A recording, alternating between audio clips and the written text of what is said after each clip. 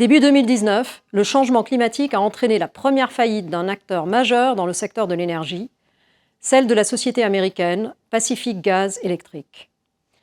Une enquête est en cours et l'entreprise, accusée d'être à l'origine des énormes feux de forêt qui ont frappé l'État en novembre 2018, faisant 86 morts et détruisant 14 000 maisons, estime à 30 milliards de dollars la somme des dédommagements réclamés. Ce cas d'école, le premier du genre, illustre le danger imminent que le climat fait peser sur les entreprises, alors que beaucoup d'entre elles le considèrent encore comme un risque lointain. Les risques climatiques, qu'ils soient physiques ou de transition, peuvent ainsi affecter l'économie réelle et donc l'équilibre financier d'une entreprise. Dans cette vidéo, nous allons voir comment apprécier les interactions entre les risques climatiques et les composantes de l'analyse du risque de crédit d'une entreprise. Comment les risques climatiques physiques peuvent-ils ressortir dans l'analyse financière des entreprises? Et de même, comment les risques de transition peuvent-ils se matérialiser dans leur analyse financière?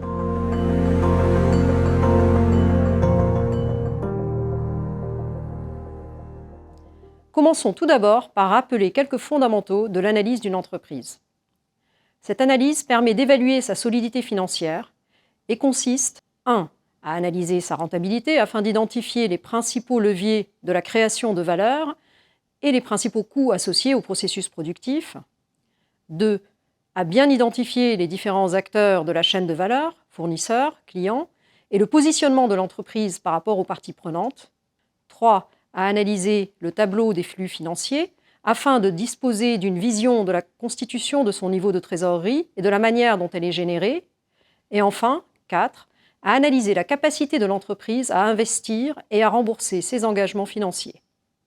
Une entreprise peut, en particulier, être exposée à des chocs exogènes, comme des risques climatiques, qui peuvent avoir une incidence sur sa solidité financière. Comme nous le verrons ultérieurement, ces risques peuvent avoir un impact à 3 niveaux. Sur sa production et sa rentabilité, sur ses actifs et ses besoins d'investissement, et in fine, sur la valeur de l'entreprise.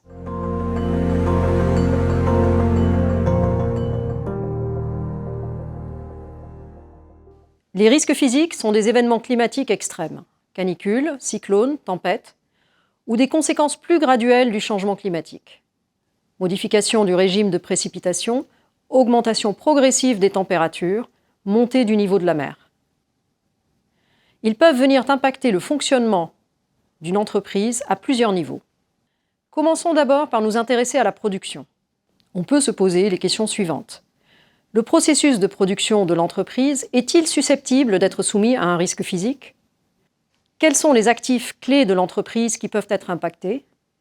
Et pour bien identifier ces actifs, il est important de pouvoir les géolocaliser, les risques physiques étant souvent géolocalisés. La question de la localisation des actifs, si elle reste centrale, ne permet néanmoins pas de constituer un cadre de lecture suffisant. L'impact d'un phénomène climatique local peut être ressenti de façon plus large dans le tissu économique environnant, par des phénomènes de contagion et de dépendance des acteurs économiques entre eux, formant des chaînes parfois difficiles à démêler. Ainsi, les fournisseurs ou la chaîne d'approvisionnement pourraient-ils être impactés? Qu'en est-il des clients? Prenons l'exemple de l'agriculture. Une sécheresse ou une variation des températures et de la pluviométrie peut générer une baisse des rendements agricoles et des conditions climatiques extrêmes peuvent entraîner une baisse de la productivité du travail. Cela peut entraîner une augmentation des prix des denrées et impacter toute la chaîne de valeur de l'agroalimentaire en aval si l'entreprise ne peut pas répercuter la hausse des prix à ses clients finaux.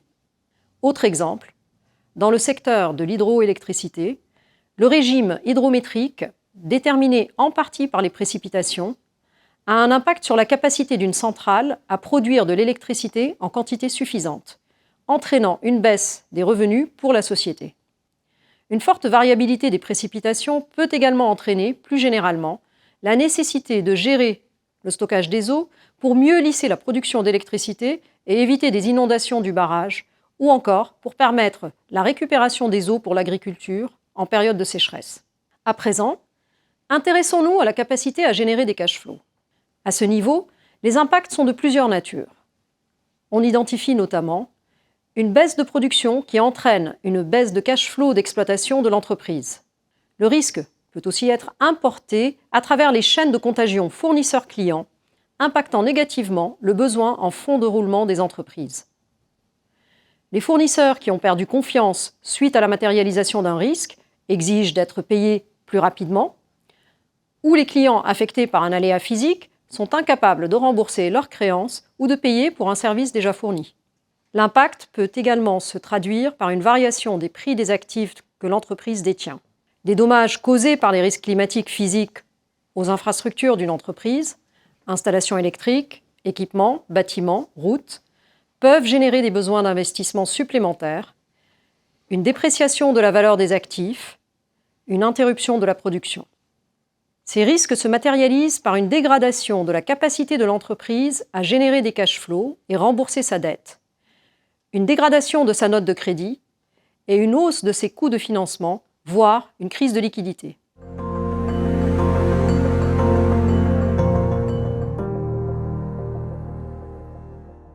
Une entreprise peut, par exemple, assurer ses actifs clés. À noter toutefois que certains risques peuvent devenir non assurables ou les primes d'assurance peuvent devenir inabordables. L'entreprise peut également diversifier ses fournisseurs et ses clients, ou encore, dans le cas d'une société d'électricité, ses sources de production d'énergie. On peut également se poser la question des impacts sur son plan d'investissement. Maintenance, nouveaux investissements à réaliser pour s'adapter ou réparer. Par exemple, des infrastructures portuaires pourraient devoir prendre en compte la hausse du niveau de la mer et augmenter leurs investissements pour éviter un risque d'interruption du trafic et donc une baisse des revenus ou un risque d'endommagement des infrastructures existantes. Plus généralement, on peut se demander quels impacts ces risques ont-ils sur la capacité de l'entreprise à rembourser ses engagements financiers. A-t-elle mis en place des outils de détection de ces risques ? Quel type de données climatiques projetées utilise-t-elle pour anticiper les impacts du changement climatique ? Et enfin, a-t-elle une assise financière suffisamment robuste pour se relever de la matérialisation d'un risque climatique ? Enfin, le risque climatique peut aussi entraîner une dégradation de la rentabilité immédiate de l'entreprise, ce qui se traduit également par une baisse des cash flows d'exploitation.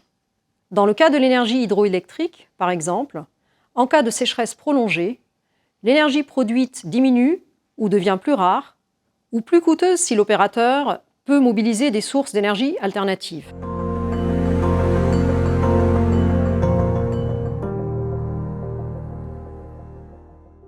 En Colombie, l'opérateur d'électricité de Medellín, EPM, a vu son principal ouvrage en construction affecté par un phénomène climatique extrême.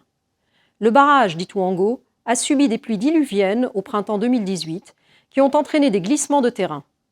Ce phénomène, couplé à des erreurs de conception, a bouché le barrage, le menaçant de s'effondrer. Le chantier et le calendrier de mise en œuvre en ont été grandement affectés. Le démarrage de la production a été reporté à 2022, alors même que Fitch prévoyait que plus de 30% de la production d'énergie d'EPM proviendrait d'Ituango en 2019 et plus de 45% en 2020. Fitch a estimé que cet événement allait entraîner une perte d'EBITDA de 21% en 2019 par rapport au cas de base des projections financières, et la société a été dégradée d'un cran par les agences de notation la même année. L'impact sur les revenus et les cash flows est, quant à lui, illustré par les exemples suivants, qui montrent par ailleurs comment la situation est gérée selon les pays. Au Kenya, l'opérateur public de la production d'électricité, dont une des principales sources de production est l'hydroélectricité, fait régulièrement face à des périodes de sécheresse. À titre d'exemple, en 2017, une sécheresse sévère a affecté le niveau d'eau des réservoirs et s'est traduite par une baisse de 12% de l'énergie hydroélectrique dispatchée par rapport à 2016 et par une diminution des revenus d'électricité d'environ 5%. Face à ces risques climatiques, l'opérateur mène une stratégie de diversification de ses sources de production d'énergie, dont une part importante est aussi constituée par de la géothermie. Il se tourne par ailleurs vers le solaire et l'éolien. Dans les pays dotés d'un marché de l'énergie plus mature, l'ajustement se fait plutôt par l'augmentation du coût de revient du kilowattheure que par la limitation du volume.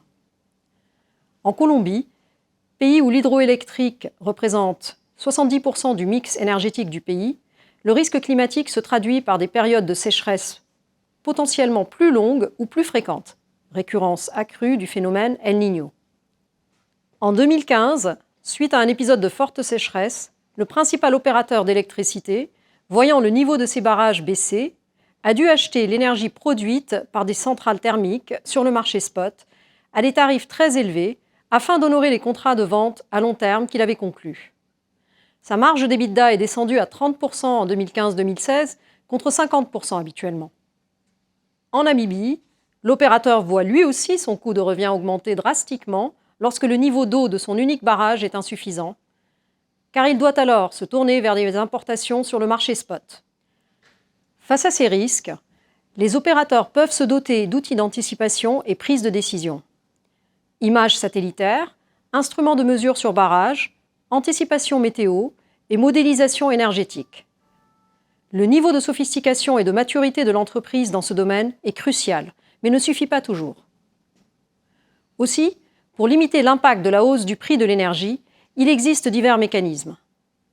En Namibie, par exemple, un prélèvement sur le tarif de l'électricité alimente un compte de réserve, lequel peut être ponctionné pour subventionner la hausse du prix du kilowattheure auprès des consommateurs en période de sécheresse.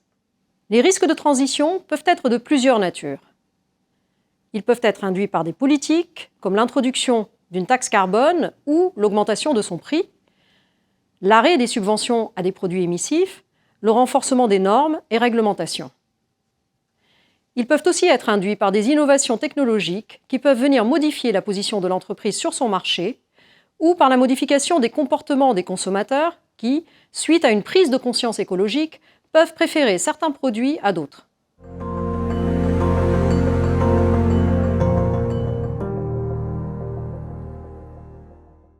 D'une part, ils peuvent impacter les processus de production et les coûts associés liés à l'introduction ou l'augmentation d'une taxe carbone si le business model repose sur des intrants émissifs ou s'il est fortement consommateur d'énergie de sources fossiles.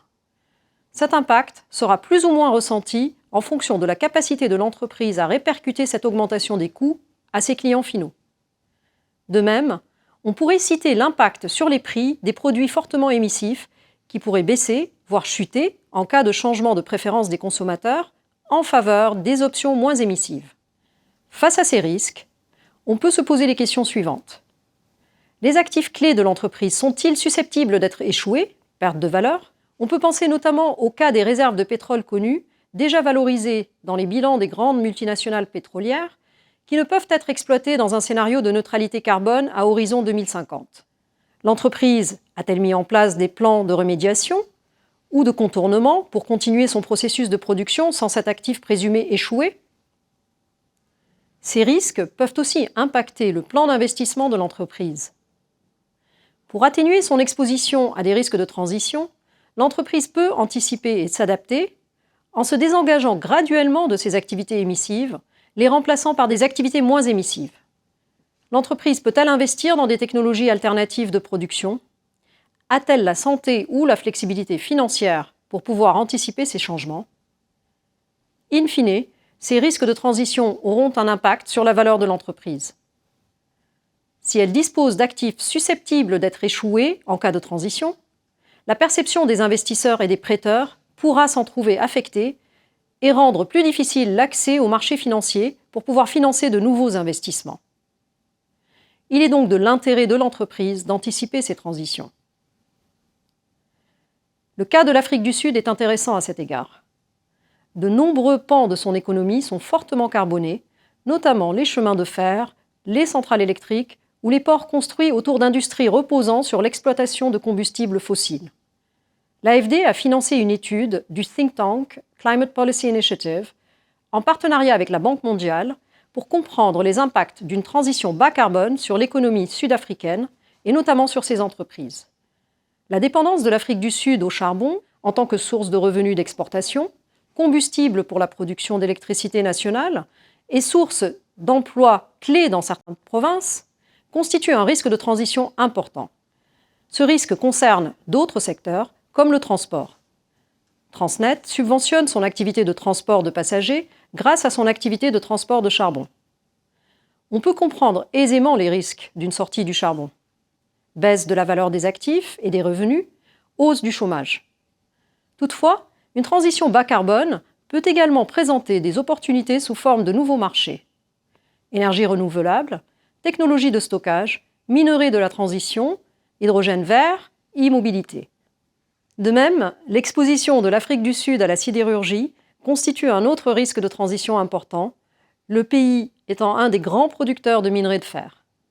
Comme pour le charbon, l'Afrique du Sud pourrait bénéficier de nouveaux marchés pour les minerais utilisés dans les technologies à faible émission de carbone, comme par exemple le platinum pour les véhicules à pile à combustible et le manganèse pour les batteries.